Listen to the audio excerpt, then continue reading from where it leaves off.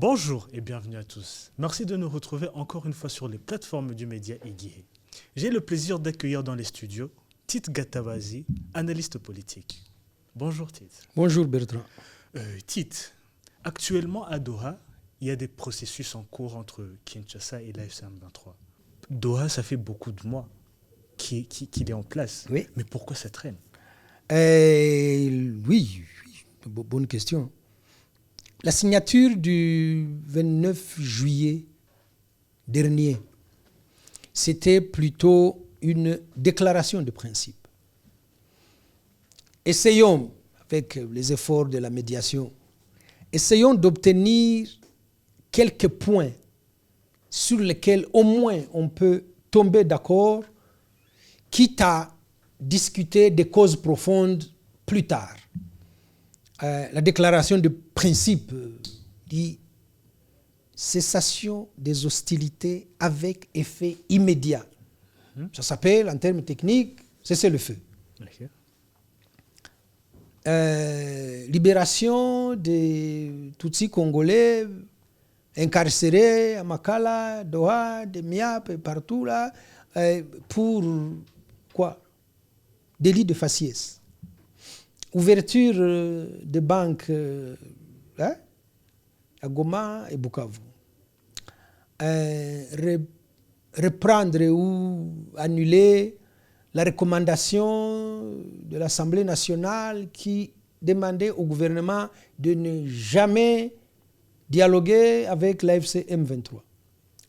Annuler la parodie de justice de condamnation des hauts responsables de l'AFC M23.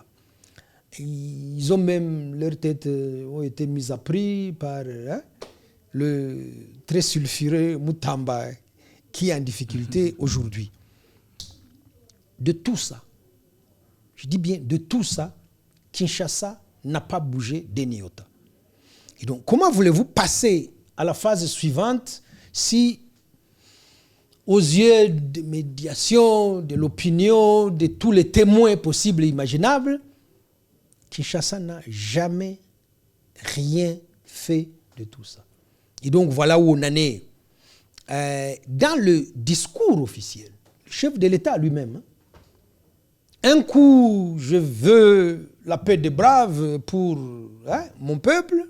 Un coup, je veux mettre maintenant l'uniforme, moi aussi. Je vais m'engager sur le champ de bataille. Un coup, j'attends là une invitation du président américain. Je dois me rendre. Voilà.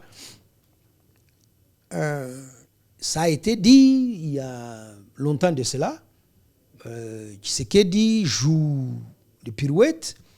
Ça a été démontré par beaucoup que Tshisekedi ne respecte pas ses engagements et que à chaque fois, il essaye de tenir double discours. Et donc, ce double discours finit par lasser à la fois la médiation et les obstacles. Ok, Tite, mais vous serez d'accord avec moi. Kinshasa et l'AFC M23 ont signé un cessez-le-feu. Mais quelle est la situation actuelle sur le terrain? En matière de cessez-le-feu, je pense que chaque fois qu'il a été question de cessez-le-feu, et ça c'est depuis qu'il y avait East African Force, Kibumba, plus loin, le M23 offrait un cessez-le-feu pour qu'on puisse avancer un peu dans les discussions. Jusqu'à celui obtenu par la patronne du renseignement américain en décembre 2023 et dernièrement celui de Doha de fin juillet. Chaque fois et systématiquement, dans les 24 heures qui suivent, Kinshasa viole les cessez-le-feu. Ça, c'est déjà établi. On a vu sur les réseaux sociaux que le président Bissimo avait dit Maintenant, quand il y aura des avions Sukhoi ou des drones, on va les abattre. Ils en ont abattu un dans le Massissi. Oui, Mais Kinshasa a continué de bombarder Minembwe, de bombarder des villages un peu partout, à Walikale, dans le Massissi, dans le sud, du côté de Minembwe. Et donc, quand il s'agit de cesser le feu, ils viennent signer, ils acceptent devant témoins, mais derrière ça, pas de mise en application. Mais alors, Tite, il y a une signature imminente qui est très attendue depuis plusieurs mois, qui est toujours reportée. Les dates sont toujours reportées. En fait, OK. Washington dépend aussi de Doha. Parce qu'à cause de Kinshasa, on a un peu brouillé. Oui, Kinshasa brouille les pistes pour les non-avertis. Et je ne sais pas si aujourd'hui, ça joue encore en sa faveur. Je ne le pense pas. Parce qu'à force de tirer sur la corde, elle se casse. Donc, il y a beaucoup de manipulations, beaucoup de falsifications, beaucoup de désinformations à Kinshasa, au point où ça n'a plus de crédit.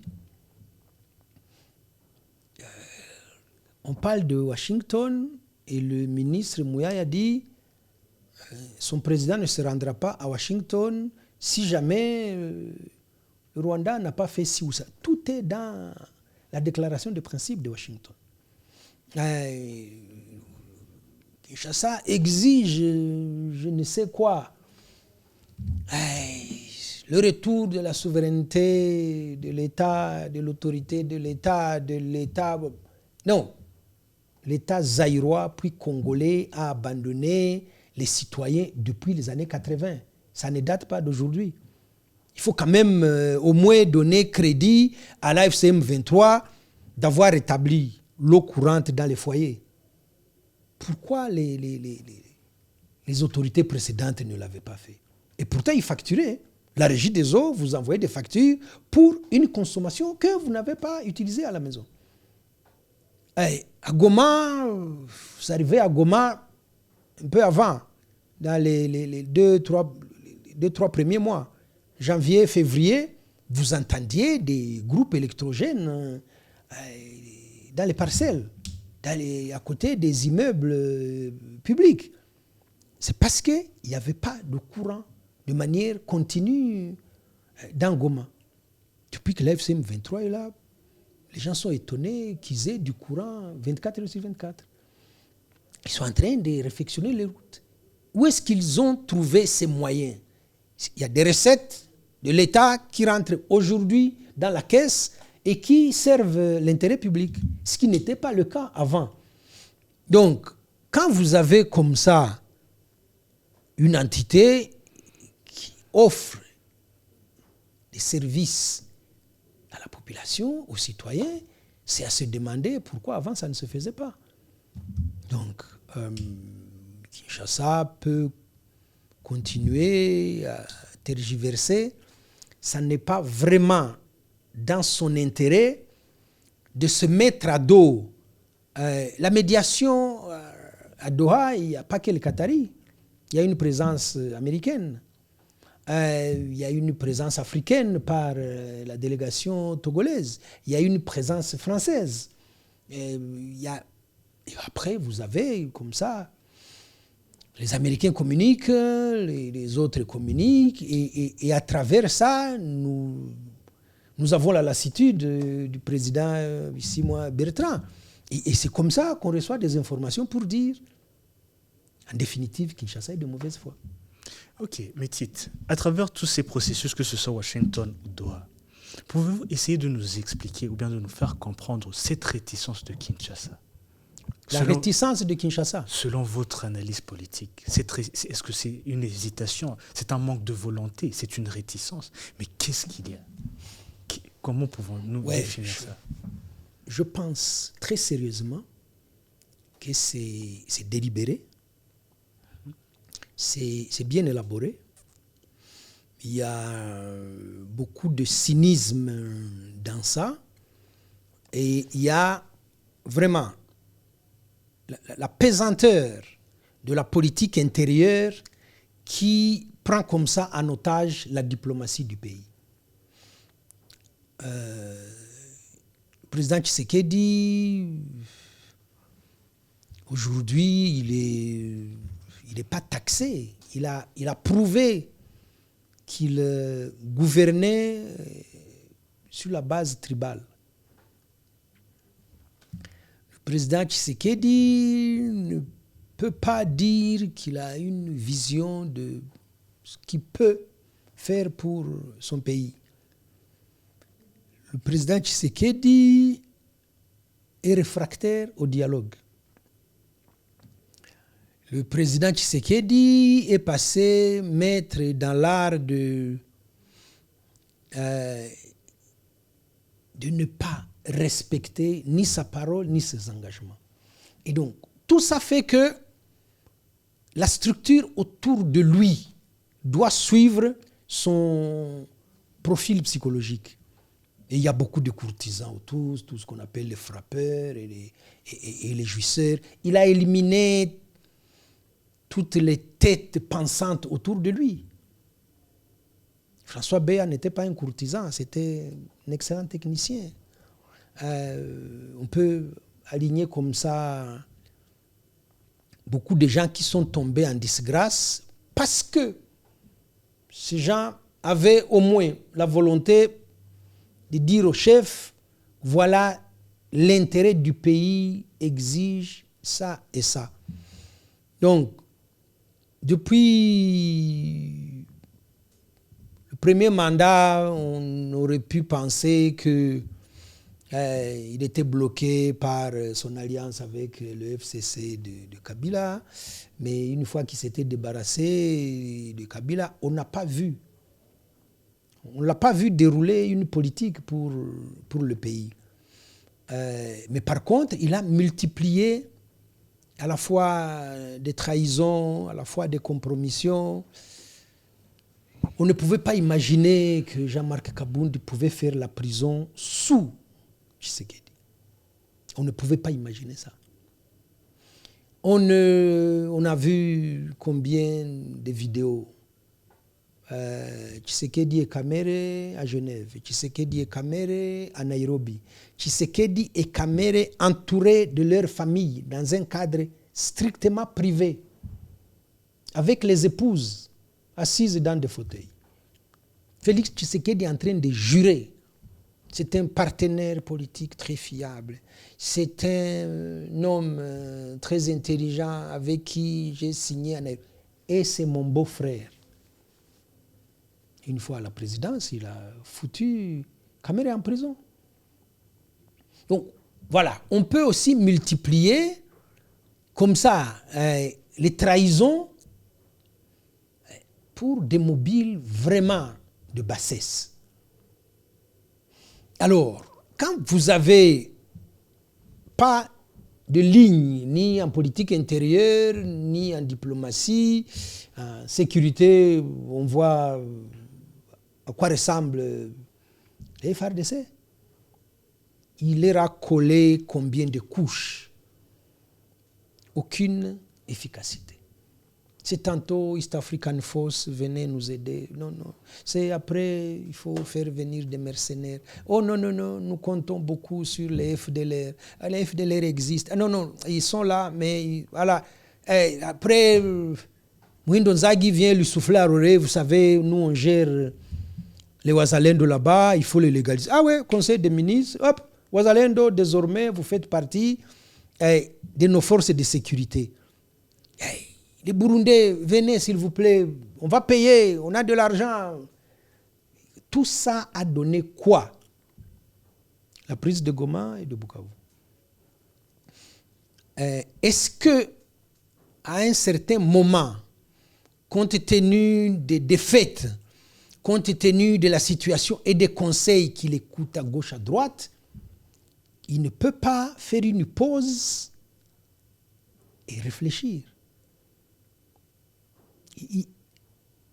Je pensais naïvement qu'il y avait une alliance très forte avec la Belgique. La Belgique s'est quand même démultipliée pour porter la rhétorique de Tshisekedi.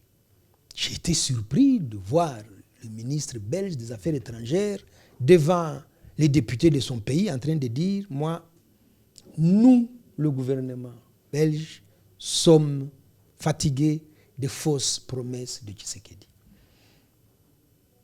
Mesdames et messieurs les députés, nous avons discuté avec Tshisekedi du procès contre l'ancien président Kabila.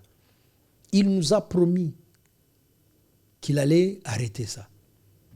Il n'y a pas que nous. Il y avait aussi d'autres chefs d'État africains qui lui disaient « ça va diviser encore plus le pays, ça va fracturer le peu qui vous reste ». Cette promesse n'a pas été tenue. Il a condamné Kabila à mort.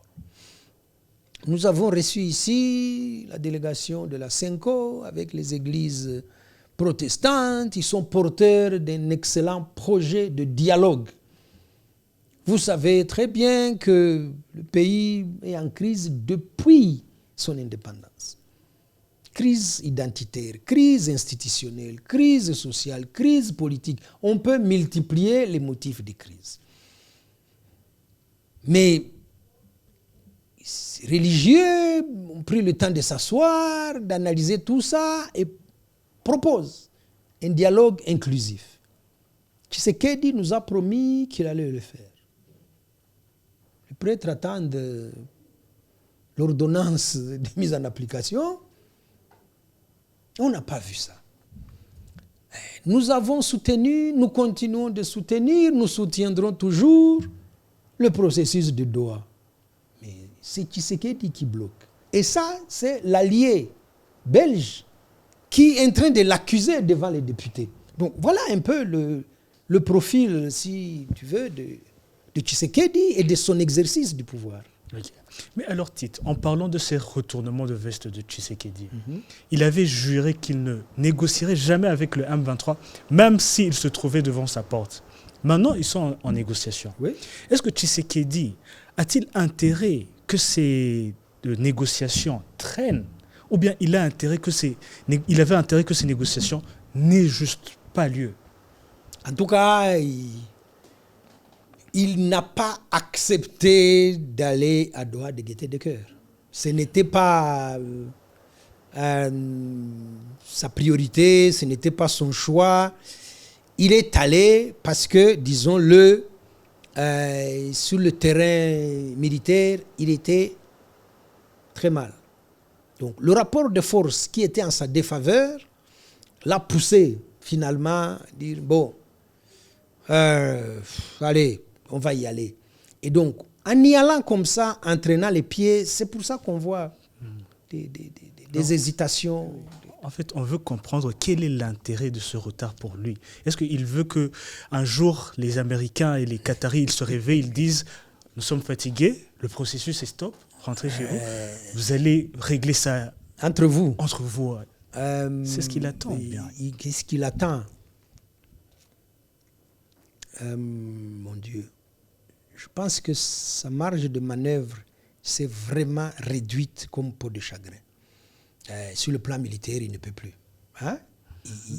Il a, comme on dit, il a tout essayé. J'ai cité ici toute la coalition autour des FARDC.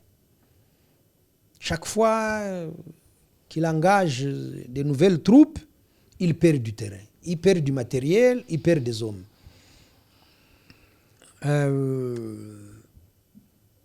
Y a quelque chose qui me revient. Il y a un journaliste à Kinshasa qui avait le ministre Mouyaya en face et qui lui disait, mais sans vous manquer de respect, nous avons vu des revendications du M23 à l'époque, ce n'était même pas l'AFC. Ils étaient encore à Bunagana. Ils demandaient à discuter avec le gouvernement. Vous les avez reçus ici pendant 14 mois. Après, vous les avez chassés comme des malpropres. Goma vient de tomber. Pourquoi vous avez attendu que Goma tombe, quand vous partez, de perdre autant d'argent dans le recrutement des mercenaires, le paiement des Burundais, la facture de la SADC, et perdre des citoyens congolais, militaires, wazalendo, et même des citoyens congolais engagés du côté du M23. Pourquoi vous avez attendu des pertes comme ça avant d'aller à Doha? Vous avez dit jamais, jamais, jamais. Quelqu'un avait dit ne dites jamais, jamais. De quoi vous parlez à Doha? Que vous auriez pu faire bien avant ça. C'est aussi ça. Il a juré tous les dieux et les diables qui jamais autour d'une table. Il est allé.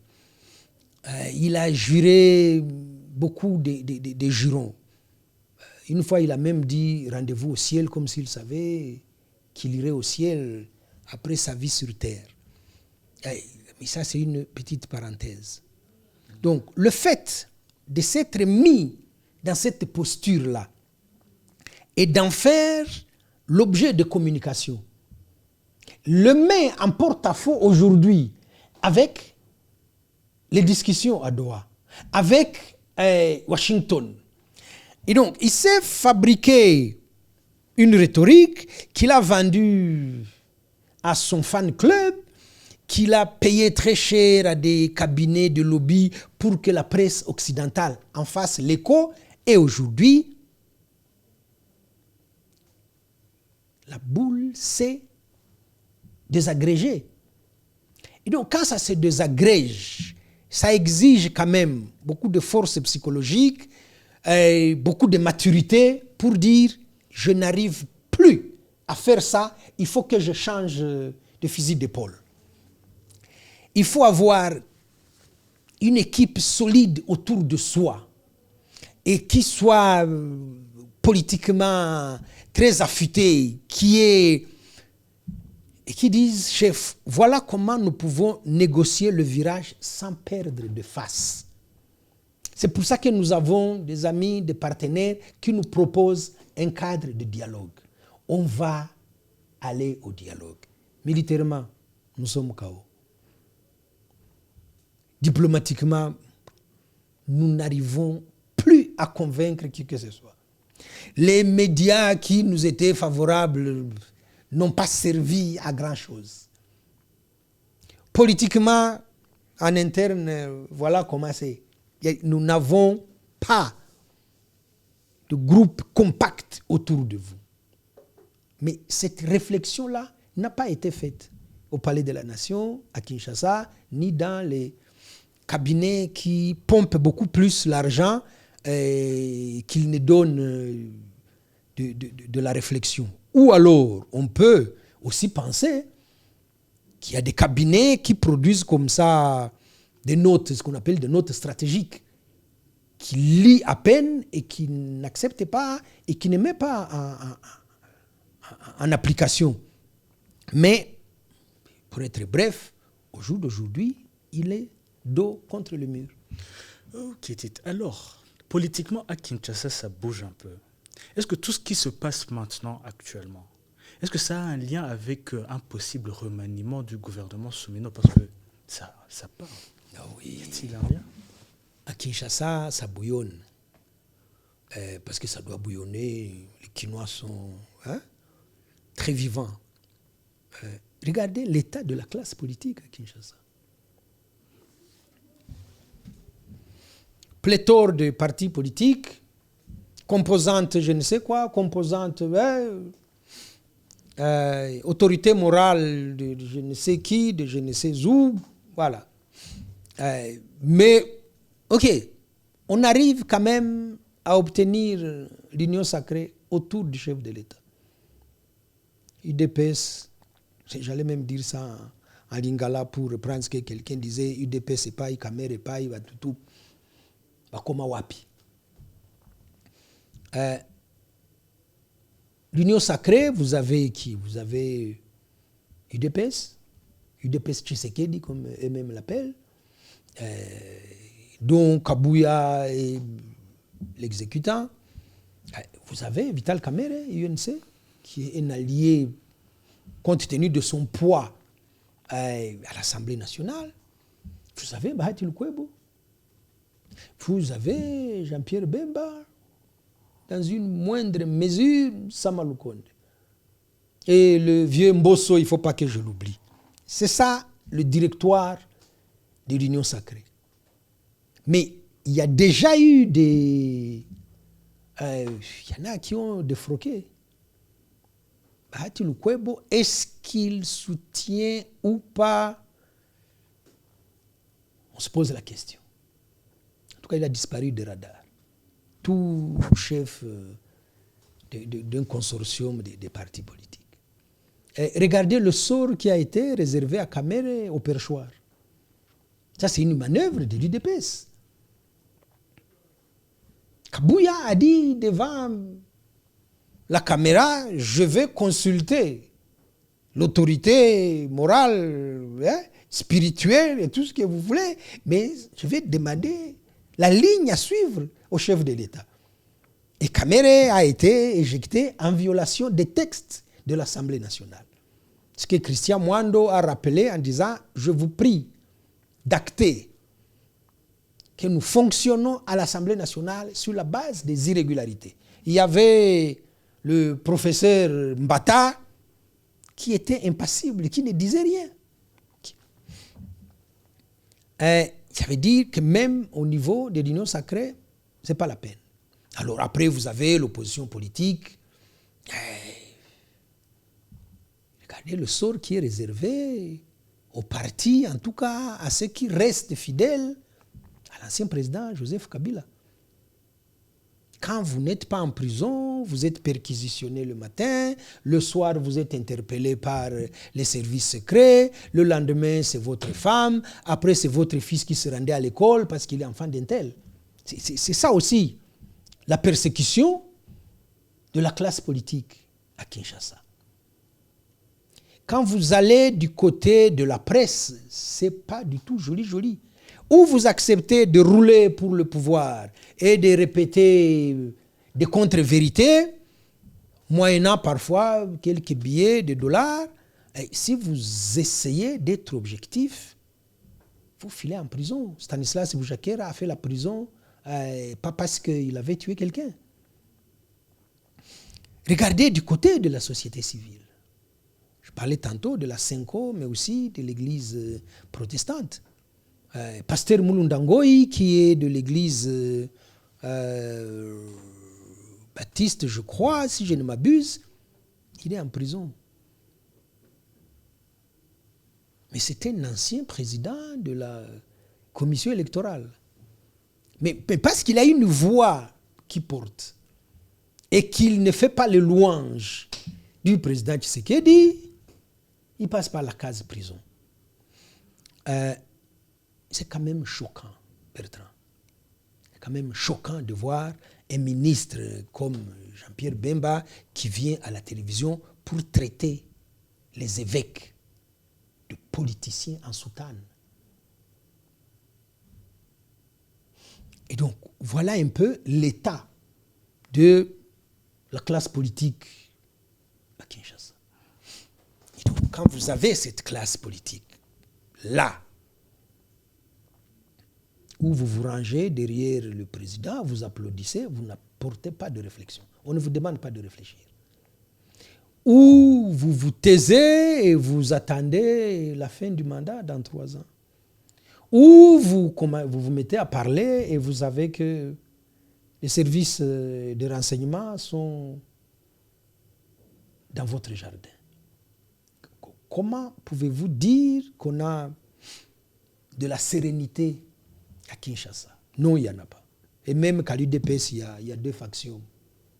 Donc c'est un peu ça aussi qui participe à la fragilité du pouvoir à Kinshasa, qui participe à l'isolement du chef de l'État lui-même, qui n'arrive pas à rassembler ses concitoyens autour d'un projet. Non, pas du tout. Et donc, je disais en début qu'il s'appuie sur sa tribu. On dit que sous Tshisekedi, on n'avait jamais vu autant de tribalisme que quand lui, il est arrivé au pouvoir. Quand vous faites du tribalisme, je vais paraphraser Mobutu, vous n'êtes plus un chef d'État, vous êtes un chef de bande. Eh bien, Tshisekedi est un chef de bande au propre comme au figuré. Alors, Tite, si vous me permettez pour conclure, est-ce que nous avons parlé de Tshisekedi et son administration, son gouvernement, mais quel est l'état de l'opinion publique congolaise maintenant? Est-ce que réussit-il à convaincre? Est-ce que les Congolais sont-ils avec lui? Mais je viens de l'expliquer. Vous avez quand même, on n'a pas les chiffres, mais l'ancien président Kabila a une grande partie de l'opinion avec lui. C'est pour ça qu'il y en a qui font la prison. Là, je viens de parler de beaucoup de partis politiques. Ils ont des membres, ils ont des sections dans les provinces à gauche, à droite. Je n'ai pas parlé de Moïse Katumbi, qui est très populaire et qui est forcé de vivre en exil. Hier, j'ai lu le tweet de son directeur de cabinet, Kamitatu, qui dit on ne va pas brader les bijoux de famille. Je viens de parler des églises qui aujourd'hui, entre l'État, si vous demandez aux Congolais, toute confession confondue, toute ethnie confondue, et les régions, je n'en parle pas. Entre l'État et les églises, vous choisissez qui? Qui vous est utile? Je vous parie que 99,8 vont vous dire les églises. C'est les églises qui tiennent les écoles, qui tiennent les hôpitaux, les centres de santé. L'État est absent. L'État congolais, au jour d'aujourd'hui, est formé de ce qu'on appelle des frappeurs et des justiciers. Ça n'est pas un compliment. L'État a abandonné ses citoyens. Et donc, quand le président Macron était en visite à Kinshasa et qu'il s'est défait un peu du costume diplomatique pour répondre aux journalistes qui l'enquiquinaient un peu, il a dit des vérités. Vous ne pouvez pas prétendre l'autorité de l'État sur toute l'étendue du territoire quand vous êtes incapable de restaurer cette autorité. En quoi faisant? En offrant du service aux citoyens. Et donc, c'est ça l'état de l'opinion. Les citoyens abandonnés ont appris à se débrouiller. Mais comment crois-tu que l'année dernière, on dénombrait plus de 260 groupes armés rien qu'à l'est du pays? Parce que l'État est inexistant. Et chaque petit délinquant peut se lever un matin et dire « je suis chef de guerre ». Et il a comme ça 10-15 petits voyous derrière lui. Et il devient Maïmaï, et il devient Mouzalendo, et il devient ceci. Et il se met au service de tel député. Et il se met au service de tel ministre parce qu'ils sont ressortissants du même village. Mais ça te montre l'absence de l'État. Donc, cette absence-là fait qu'il y a une faillite, à la fois politique, il y a une faillite morale, il y a une faillite institutionnelle. C'est ça l'état dans lequel navigue le régime de Tshisekedi aujourd'hui. En tout cas, Tite, merci beaucoup pour vos C'est moi qui vous remercie pour l'invitation. Vous êtes encore le bienvenu. Merci beaucoup. Chers téléspectateurs, merci d'avoir été avec nous et surtout, restez branchés sur les plateformes du média Iguié.